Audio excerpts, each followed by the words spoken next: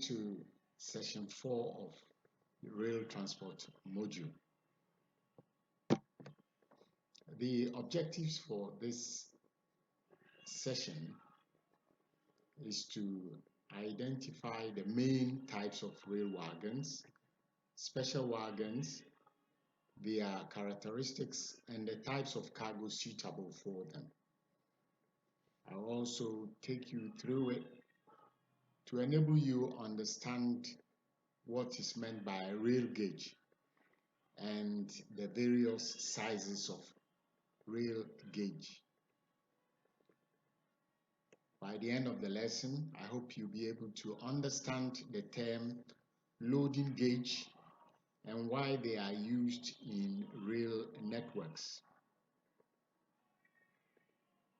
The fourth objective is to understand the use of charts for rail line classes and weight limitations of networks. And the fifth objective will be to help you understand the inscriptions in wagon labels. The subtopics to enable us achieve the set objectives are also 5, and they are: 1. The types of rail wagons and their uses,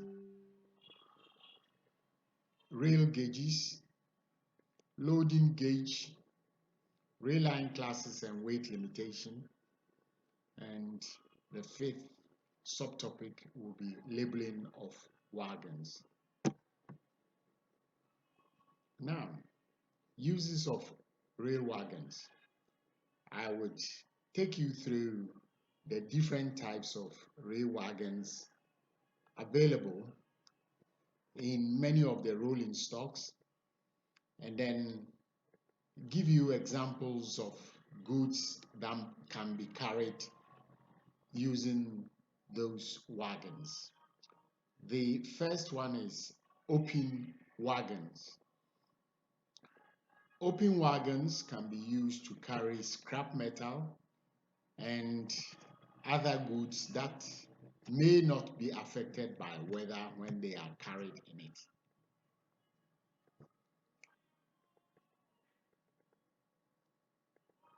Rail wagons generally come in either a 2-axle or 4-axle. By 2-axle, I mean the wagon would have 1 axle in the front, 1 axle in the back, and that makes a 2-axle wagon. If a wagon has 4 axles, typically there will be 2 or boogie, or what we call boogie wagons. Boogie wagons have 4 axles, 2 in the front, 2 in the back. The main difference is the 4-axle wagons can carry heavier loads than the 2-axle wagons. In rail wagons, it's quite easy to identify that whatever you see in the front is the same that you see at the back. And what you see on one side is the same you see on the other side. So it's quite easy to, describe one side, and it tells you what is on the other side. So open wagons come in 2 axles. Open wagons may come in 4 axles. And the 2 axles will typically be used for scrap metal and other articles that may be not be affected by the weather conditions.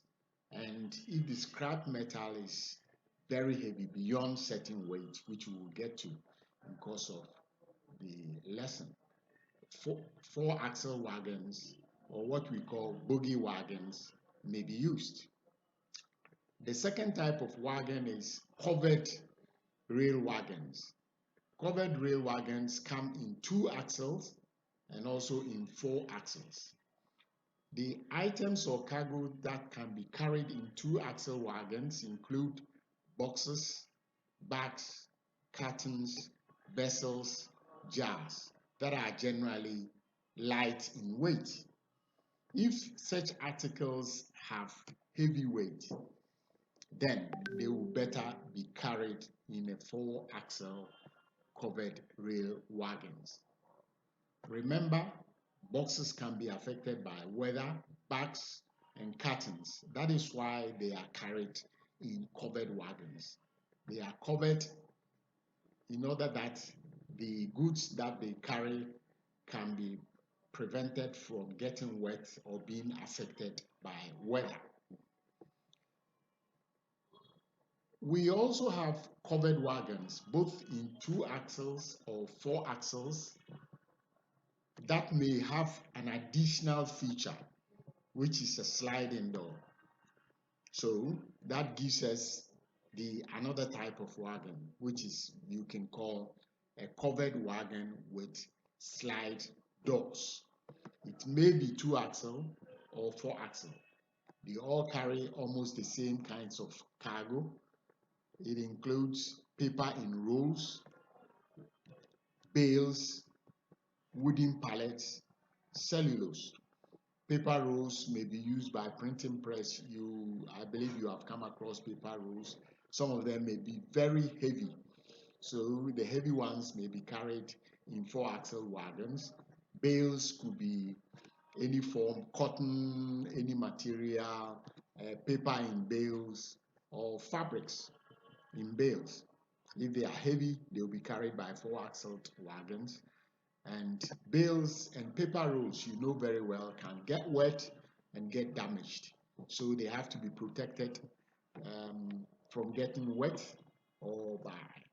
they have to be protected from the weather. That is why covered wagons are used. And cellulose. Cellulose is what is used to make foam or mattresses. They can be damaged when they are exposed to the weather. So they would normally be carried in a covered wagon. And covered wagon, covered wagon with slider, instead of a standard common covered wagon, would add value to the goods being carried, in that for paper rolls, the loading can be a bit risky, because when any corner or any part of it hits the wagon, it may get damaged. So would bales of fabrics and other materials. Cellulose may also be affected when hit against any part of the wagon. So to allow for more space for loading, covered wagons with slide doors are used. The slide doors open widely almost to the end of the wagon, so a much larger space is available for easy loading and offloading.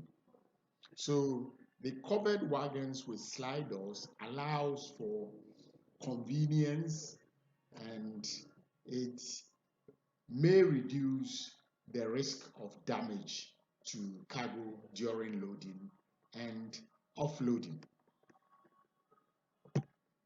By covered boogie wagons with slide door, I refer only to the four-axled covered wagons with slide doors. So please don't get confused.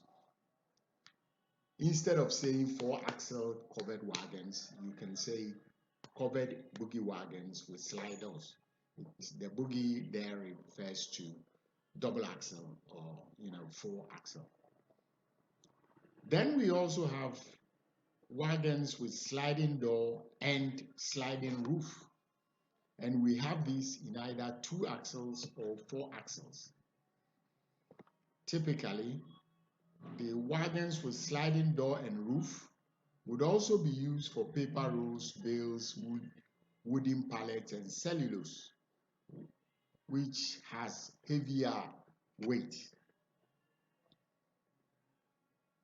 The sliding roof with the sliding door exposes almost half of the wagon on one side. Imagine the full side of one wagon with the sliding doors open. It gives access to the forwarder to load cargo more conveniently. And this wagon would also have at least half of the roof open, and this allows more space. So you see that sliding doors, wagons with sliding door and roof gives more access for loading and offloading than covered wagon with only sliding doors. So covered wagons with sliding doors and roof gives added value and reduce the risk of loading, which may result in damages to cargo than using